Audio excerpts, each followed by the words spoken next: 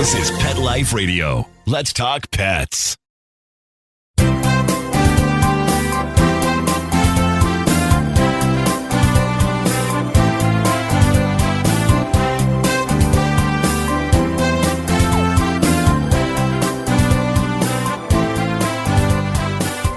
And welcome. You're live with Dr. Jeff Werber, your host for the next 30 minutes here on Pet Life Radio's Ask the Vets with Dr. Jeff. Usually, I'm calling from LA, 9 o'clock in the morning in LA, but I'm in New York, just here for the weekend, cousin's wedding. And notice the voice. I lost a lot of it, but the show must go on, as they say in Hollywood. So I'm saying it now from New York. Anyway, here for you, here for your pets, here to talk about anything you want to talk about. That's why we're here. And as you know, I'm always ready to go if you want to get a hold of me. A couple of easy ways to do it. Number one, you can just give me a call, 877-385-8882. Once again, 877-385-8882. You can also get a hold of me right here live on Pet Life Radio. You go to petliferadio.com, click on shows, scroll to Ask the Vets with Dr. Jeff, click on the link that our producer Mark left for you, and you can actually join me here live. And of course, we have my IG Live, and that is where you can type in any question, anything you want, anything that's bugging you, any problem you've had with your pet that you want a little more explanation. As we know, it's really hard to get a hold of your vets right now. So the perfect way to answer your questions is joining me here live on Pet Life Radio, on Instagram, and we can help you out. So that is why I'm here, and that is what we will do. Anyway, so as I'm waiting for those of you to get the courage to ask me a question, subject matter you want to talk about, we can, of course, I always kind of peruse the news on some of the veterinary websites, finding stories that I think would you find interesting as well. But let's see. We'll start right here. So my cat has thrown up twice over the last 2 days. She's going to get a little concerned. Her diet hasn't changed. So let's assume for a second that we're dealing with an indoor-only cat. Hopefully we are. If it's indoor-outdoor, that opens up for many more possibilities of what could be going on. But I'd like to know also, hear my thoughts right now. So first of all, if we're indoor only and there's been no change in diet, how old is the cat? Because sometimes when dogs get something called IBD, inflammatory bowel disease, the number one symptom is diarrhea. But when cats get IBD, their number one symptom is vomiting.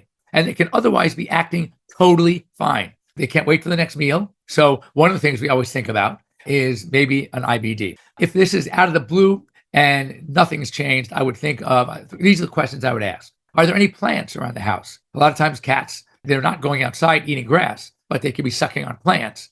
That could be one of the issues. And then also hairballs. So if the cats are grooming themselves, and I hear this all the time, no, but he didn't vomit any hairballs. They're not always going to vomit a hairball. Only that which is in the stomach comes up through vomitus. So if this hairball made itself out of the stomach, now it's somewhere in the intestine, duodenum, ileum, jejunum, etc., then it will still cause vomiting. It still causes the backup, but the hairball itself will not come up anymore. It's already past the stomach. So again, people say, well, it's not hairballs because he didn't throw up a hairball. They can throw up even because of hairballs, but not throw up the hairball. So one of the things, if everything is normal, a younger cat, then I would say, you know what, put them on a hairball remedy. And what I usually do is I like many of them out there. The one that I like the best is called Lax Air. No, I'm not involved in the company. I don't make a dime. I'm just telling you that my cats seem to like it the best. And most cats that I've tried it on seem to, they literally lick it off your finger. So it's Lax Air. I think it's made by Zoetis. But anyway, it's well tolerated by cats. So that's one thing I would do. Okay, now another one, Rue vomits hairballs, but the liquid that comes is very dark, almost black. Is this normal? Well, it really depends on what's going on in the stomach and the stomach acid. If there's other debris in the stomach and it's sitting there for a while, yes, with digestion, it can turn darker. And again, if Rue is really good in every other way, then it's probably nothing to worry about. Increase the hairball remedy. When using hairball remedy for the first time, I often recommend doing it like for 4 consecutive days, and then maybe 2 to 3 times a week as a maintenance. And I think that's my recommendation. So try that, of course, first. If, for both of you, if the vomiting persists despite all this, then it's time to see your doc or me if you're in LA. But anyway, good luck getting into your doc, though. They'll see you. It might be, 2 weeks down the road. But, oftentimes, as long as the cat is normal in every other regard, eating the litter box, everything's good, then we'll go from there. All right. Yeah, it would have been good to know that about the hairball volume, but at least for now, since everything looked good, and I don't know if you saw, I took the picture and posted it, and I said something about for all you Maine Coon fans out there, eat your hearts out as I'm holding these two magnificent, I mean magnificent cats, and yeah, they were a lot of fun. Okay, so any other questions? Now's your chance. Otherwise, we'll start talking a little bit and obviously break in if you have something you want to talk about. I love to talk about things and help you with your pets. So just kind of chime in and we'll stop. Anyway, so here are some of the things that I had planned to talk about, and we've touched on it before. There's more and more out there now about CDS, cognitive dysfunction syndrome, or also known as CCD, canine cognitive dysfunction. And so what we're finding out is that there's more to it. We're learning more about it. And inactivity, and we already talked about impaired hearing and impaired sight, are all risk factors for canine dementia. So inactivity, you can't sometimes always help the hearing, and you can't always help the sight. That just might be a predecessor of the possibility of canine cognitive dysfunction. However, you can work on the activity, and you really want to get them out. It's almost like they say, people, get your mind active, do a lot of reading. I mean, my dad passed at 91, but he was an avid reader and he was sharp as a tack. So literally till the day he went. So I'm sure there's genetics involved as well, but the key really is staying active. So 14 to 35% of elderly dogs develop some form of cognitive dysfunction. And it's neural disorders and impaired hearing and sight are also risk factors. So owners of aging dogs should try to stick to routines, all right? Avoid rearranging things like furniture. You want to keep them sharp. You don't want to get them frustrated, is what it boils down to. Keep your yard secure, because if they start losing it, they might try to, wander outside. And what else? Oh, be aware that many of them, maybe because of some partial sight loss, might become a little disoriented during sunset. So when it gets a little darker, they may not do as well. They're not as sharp. And that's a sign that there may be something going on with their sight. So again, something to keep in mind, but I will tell you as much as you can to do to keep them mentally active is going to help them. How long after dogs cycle are they at risk of pseudopregnancy? Well, normally pregnancy is anywhere, it's basically 63 days plus or minus 5. So you're looking at 58 to 68 days. So that's about when you'll get a pseudopregnancy. And so what happens there is, even though they're not pregnant, don't panic. You have no male dog around, indoor only dog, it still can happen. And so hormonally, it's almost tricking the body into thinking that they are actually pregnant. So it's around that time they start nesting, their vulva will swell, and they will actually have milk, all right, out of the mammary glands. So the nipples, you squeeze them and you'll see milk coming out. So they're acting pregnant, they have milk, they're nesting, but not to worry, they're not pregnant. No divine conception going on here. It does happen.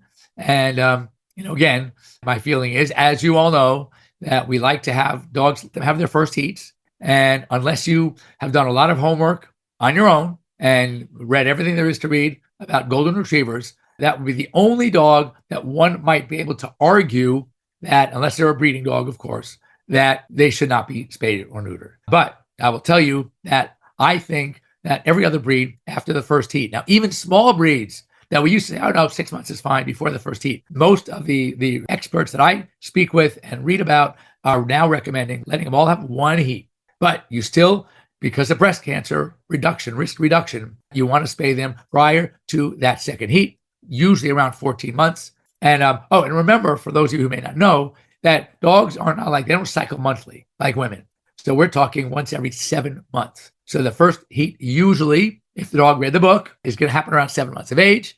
And then thereafter, it's every 7 months. But I've had some, and my good friend that I've known, oh my God, we went to Berkeley together. We had our Labradors on campus together, Dr. Autumn Davidson. The last time after college I saw her was when she came to vet school. She was, I think, a year or two below me at UC Davis. She went on to become a reproductive specialist. And I called her once because I had a large breed that was 11 months. I might think, well, wow, does that mean that we had a first heat was silent and she had it? Or she just delayed that very first heat? And what they're seeing is, especially in the large breed dogs, a lot of them did not read the same book. They're not going to have their first heat at 7 months. It might be even 11 months, even 12 months. She said she had one that went 13 months. So I'm more selective now when we decide and talk about when that first heat was thought to be silent, but it actually just hadn't happened yet. So, those are the tough ones because we don't really know when we should or shouldn't spay. So it does happen. Okay. Is Simparica Trio safe for young Frenchies? Yes, I have Frenchies. I've used a NexGard and I've used Bravecto. There are certain dogs that might have some sensitivities. And I could tell you that it was mentioned earlier, this is a genetic condition and a test that can be run. It's called the MDR1. And all 4 of the isoxazoline flea and tick products were actually safe for Frenchies. So, and for all dogs, actually. So it's not just Frenchies. So I have not had a problem. Now, you hear stories, look, you can go online and look, I'm not, again, Rimadyl has been on the market forever. Now you have Carprofen, you have Vetprofen. It's lost its 7 years. You have all these generic companies coming up with the Carprofen, making their own versions of it. If you read up online about Rimadyl, oh my God, it's the worst thing ever. Stay away from it. It's killing dogs, right? That is not true. What happened was, and this was a mistake that many of us made because it was brand new and it was amazing. And that is, there were 2 dose ranges that were originally offered for pet parents for their pets. Okay. One was a twice the dose, but 5 days post-surgical only. And then you either stopped it or you had to drop down. But then the long-term dose was half that dose, about 1 milligram per pound twice a day. We started with this post-operative dose of 2 milligrams per pound twice a day, double the dose. So what happened was people didn't know, it was brand new, staff didn't know, the owners didn't know. The results, especially when it came to problems like arthritis, were so dramatic that they were kept going and they would call for a refill. And the staff didn't really know either. So they would refill it. Oh, doc, is it okay if we refill the Rimadyl? And we said, sure, So we all learned the hard way. In fact, I had one of the very first cases. The dog's name was Kugel, Selko, and Kugel gets really, really sick and was doing great. And all of a sudden, very, very sick. Liver enzymes were off the charts. So I get the blood work off the charts. We do a bleeding panel and I do a liver biopsy. And I didn't have to call the lab. The lab called me. And this doctor gets on the phone.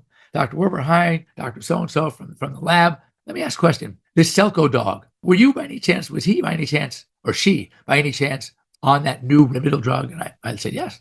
He goes, well, I have to tell you, she is in liver failure. And judging from the other cases that we've seen in the past, she probably won't make it.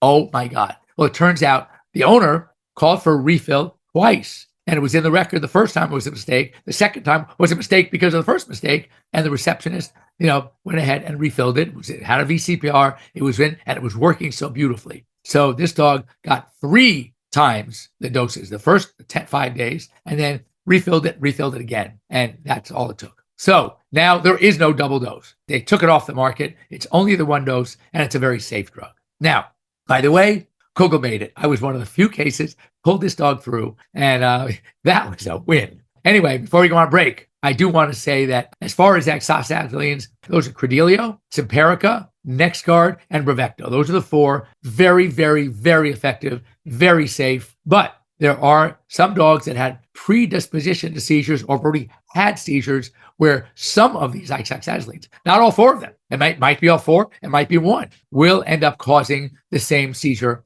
activity. So if your dog has had a problem with seizures, then it might be smart to stay away from that isoxazolines, but they are safe traditionally. All right. So before we go on break, let's see. So the MDR1 test, by the way, is a really great test to test for certain medications and genetic predispositions to reactions, sometimes reactions even as bad as death. So if you can, there it is. MDR1 test costs about $70. The Washington State University in Pullman, Washington does the test. If you are concerned about certain medications that you heard stories about animals having problems, you might want to talk to your veterinarian and have it sent in for that test. Anyway, Instagram, don't go away. Pet Life Radio, don't go away. Stick around after these short messages from our sponsors, and we'll be right back after these short words. For those fortunate to have experienced the deep bond and unconditional love of a companion animal, the death that follows can be one of the most difficult and misunderstood losses to go through. Many times, this devastating loss goes unrecognized and trivialized by family and friends, leaving grieving pet parents struggling to find healthy ways to cope with the loss. In And I Love You Still, a thoughtful guide and remembrance journal for healing the loss of a pet, Dr. Julianne Corbin calls attention to the difficulties unique to the loss of a beloved pet and provides an interactive and compassionate guide to help you process your loss and work towards coming to a place of peace and healing. For those interested in journal therapy and looking for a professionally written and compassionate resource to help understand and reconcile the grief associated with the loss of your pet, this book is for you. And I Love You Still, a thoughtful guide and remembrance journal by Julianne Corbin, is now available for purchase on Amazon and other major book retailers. Let's talk pets Let's talk pets on Pet Life Radio. Pet Life Radio. PetLifeRadio.com.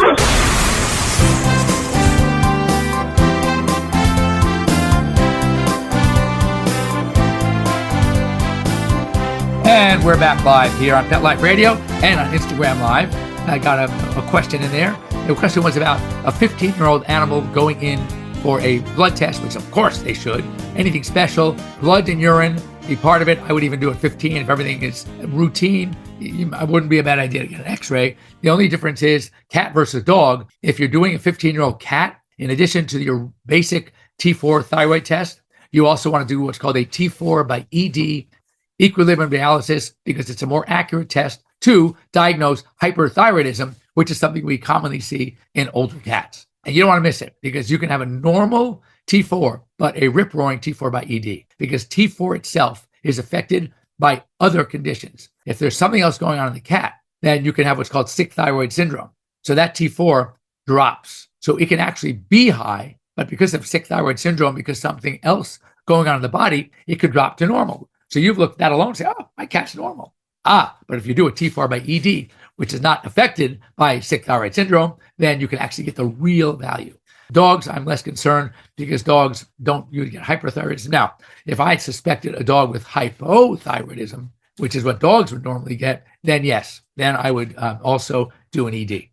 So, and for New York Yankee 7, I would definitely do your basic full blood T4, including T4 and urinalysis. And it wouldn't be bad if you've never had x-rays to get some x-rays too, or at least a good thorough palpation. But that should be part of the exam. Okay, next up. Oh, this is a good one. Speaking of, early we talked about dementia, canine cognitive dysfunction, and some of the predisposing factors. So here's good. That many dogs are prone to hearing loss as they age. So what they recommend, a good idea, is every time you're teaching them that you want, we do this automatically, like sit, right? A lot of people do like this, stay, all those hand commands. It would be a good idea, just in general, as you are training your dogs, the basic commands, add some sort of hand command as well. So when they age, when they're getting older, that and their hearing, it may not be what it used to be, happens to some of us as well, then you can go ahead and accompany the hand commands. When they see that, right? They see this, they know what it means. And it's real. And if you look, interestingly, when I was at Davis, they have something called Picnic Day once a year, and all the different departments do something. So the vet school obviously puts on a great show. And one of the shows that they put on that I am forever fascinated by is called the Sheepdog Trials. And what they do is they take the herding dogs, could be any of the herding breeds, and you have a dog, and it starts with a closed corral with 3 sheep. And when the clock says go, they start. The dogs open the corral, have to get the sheep to go through an interesting obstacle course, get them ultimately back into the corral, close the corral door, and that's when the clock stops. And they're timed, and they're also accuracy on the. And what's so interesting is how many different ways these dogs are trained. And some of them all hand signals. Some it's a shout. Some it's a whistle. 2 whistles this direction, 3 whistles that direction. And I mean, to see dogs who love what they do work is just such a pleasure. And these dogs can't wait to get out and do it. It's amazing. Anyway, so the truth is, you want to accompany with something. Leptospirosis, we had a big scare in New York, big scare in Santa Monica because of bog parks and rats. And the next big city to have problems, if you live in Chicago, talk to your veterinarian because you might want to get lepto vaccine. Now, for me, typically lepto's always been what we call a lifestyle vaccine. Your standard dog, my dogs didn't get it, I didn't do it. But if they frequent a dog park, if they frequent doggy daycare with a lot of other dogs, or you like to take them hiking in the canyons or in the mountains, then you definitely want to get your dog lepto vaccine and maybe even rattlesnake vaccine. So again, speak to your veterinarian. The reason why I stopped using it as core, because A, it was unnecessary. I'm not against vaccine, but I am against unnecessary vaccines. And of all the vaccines and the reactions that that dogs get from the vaccine, one of the biggest culprits was lepto. I mean, literally, for those of you who reacted badly to a COVID vaccine, you know what it's like. That's what was happening to dogs getting lepto. So my thought was, why give them a vaccine that they're going to get a terrible reaction? They're going to be sore as hell, and they didn't need it. So don't do it. It's very simple. So, but if they do need it, yes, you should do it. Steve, the wedding was great. We had a great time. For those of you who are latecomers, I'm here in New York. My cousin's fourth kid, the fourth of four, just got married last night. Now they're done with weddings. They're all married off. And she also has 5 kids already. So, all right. Oh, speaking of vaccines and reactions, this is a great story. And I learned something talking to a human immunologist about this. And I'm very against multiple vaccines at the same time. And I've seen a lot of dogs get really bad reactions. So what happens is that it's not the number of vaccines that's causing the problem. What it is it's the immune system can handle the vaccine. They can handle millions of antigens at the same time. But the problem is it's not the vaccine itself, not the core antigen that you're injecting into the dog. It's what makes a vaccine. And you have the adjuvant, you have the preservative. So the more vaccines you give at one time, the more likely that you're going to potentially can have a reaction because of those things. The antigen, the animals can handle it, people can handle it. They can handle, like I said, millions. And that's what this story says. They can reduce the risk of missed vaccines. So why do it, a lot at once?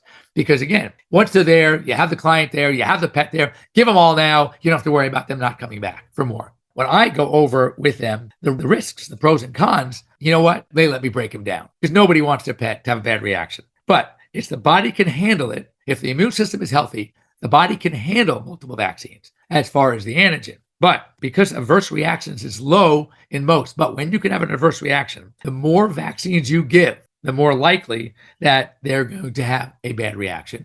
And that is, as I said, because of the preservative, the adjuvant, et cetera. So my recommendation is to break them up. When I tell a client why we're going to break them up, all you have to do is say it's for the dog's safety. Once the dog is safe, then you don't have to worry about whether they'll come back. I promise you they'll come back. And what we do also, which is something that is pretty normal, I guess, I'm hoping, that because I've just done the exam and I've had my hands on that dog, and all they're doing is coming back for 1 or 2 more vaccines. Let's face it, techs usually give the vaccines anyway, especially if the dog is there. I don't let techs give the vaccine if it's done in the room with the client. I think that the clients that are in an exam room and I'm working with them, they deserve to have the doctor give the vaccine. In my own philosophy, it doesn't mean it. But if the animal is at the hospital already, it was dropped off for other things, and it's in the back, and the vaccines are due, and the exam is current within a year, then yes, I will allow my vaccines to be given by a technician. So what we do in a case like this, we tell them, you don't have to wait again. The wait time is pretty long now because of the overflow of clients that can't get into their vets and are coming. And so it's very, very busy. So therefore, I tell the client, look, you don't have to come in and set up an appointment. You just come in, say you're here for a tech back. That means the dog's going to go in the back and have the technician give the vaccine, even the cat. So therefore, they are fine. So anyway, so my feeling is that it is safer, depending on the dog. Now, if you've had dogs before, by the way, and have had multiple vaccines at once elsewhere, and they do great, then it's okay. The body can handle it. The antigens, I'm just worried about to decrease the reaction if you give too many in one day. So they always take in the back. So as I said, if animals are coming in and they've already been seen and their exam is what we call current, so the VCPR, veterinary client patient relationship, is in check within a year, and it's easier for the client and not have to wait and see the doctor and they're just coming in for vaccines, especially if they had a full exam like, the last month. Yeah, absolutely. It's okay to go to the back. and have it. So I see I'm running out of time, and you know what? I'm always running out of time. All right. Ooh, this is interesting. And it blew my mind to read this story because you would think that this stuff doesn't happen anymore, but it still does. So I know it's going to frustrate a lot of you, as it did me, but you got to know these things. A large dog fighting operation busted in South Carolina. More than 60 federal and state law enforcement officers served search warrants across 6 South Carolina counties, rescuing, get this, 305 dogs. The officers served more than 23 warrants and arrested more than 20 people of the 23 warrants. So do you believe that this still goes on? I was shocked, absolutely shocked that there's still dogs. I've seen dogs. I work with rescues. I work with a number of pit bull rescues. And you can tell some of these dogs that were used for bait dogs, oh my God, it is horrendous to see. And to think that it still goes on is very, very frustrating for me. But anyway, as far as the vaccines, 2 in the same day is probably not a problem. That is usually my limit. For example, if they're due for like distemper parvo, which is a combo, and Bordetella and rabies, I'll hold one of them back and have them come back for the whichever one I don't do. Usually I hold the rabies. I think the rabies and lepto are the ones that give the most reaction anyway, so I try to give those by themselves. I know, isn't that unbelievable? So it still goes on in certain parts of the country. It's a shame. It's embarrassing to think that people still do that. You can't be much of a dog lover, but it happens. Oh, thinking on the holidays, taking the dog to Canada? Think again. Check this out. Not so fast, did I say. Canada has banned the importation of dogs from more than 100 countries where rabies is at a high risk. So not everyone is happy about it, of course. So before traveling with a dog to Canada, make sure that your area in the United States is not at a high rabies risk area, or else you will not be able to take your dog in. So that's a problem. Now, speaking of abuse, and I can't mention names at all, and obviously I shouldn't anyway, but I did see a dog this week. I just had the leg fixed, broken leg. And it turns out that a woman found a boyfriend in the house that was abusing her dogs. One 2-year-old dog earlier, 6 months, 8 months earlier, whatever, was died mysteriously. And then she started having suspicions about her new dog, Puppy, 5 months old. So she put some cameras out and saw this guy actually abusing the dog and choking it. And we're talking a little puppy, and broke a leg. Again, I'm hoping all of you are just as shocked as I was to know that this goes on. And this dog is so cute. What, for barking? For having a bathroom accident? A puppy? What do you expect? And who knows the logic? Who knows the reasoning? Who knows what goes on? But I will tell you this, that studies have shown, the American Humane Association has done studies, that people that abuse dogs will happily go on to abuse people. And I'm talking physical abuse. So this is really, really serious stuff. And shockingly, it happens. It still goes on. And it's terrible. Anyway, sorry to end on such a bad note, but thanks for joining me here. As you all know, you can easily get a hold of me. Well, I don't know so easily. You can get a hold of me many ways here on Pet Life Radio. Dr. Jeff at PetLifeRadio.com. Jeff at airvet.com. And of course, here on Instagram, you can just send me a private message. Give me your phone number. I will call you. I am a better talker. I'm sure you're so shocked to hear that. I'm a better talker than I am a texter. So I can have a text conversation. It would take me 20 minutes. I can talk through that same conversation in 3 minutes. So if you're not bothering me, you send me a text with your number. Well, if you send me a text, I'll know your number. And then I will probably call you back. It's a lot easier for me. Anyway, we'll be here.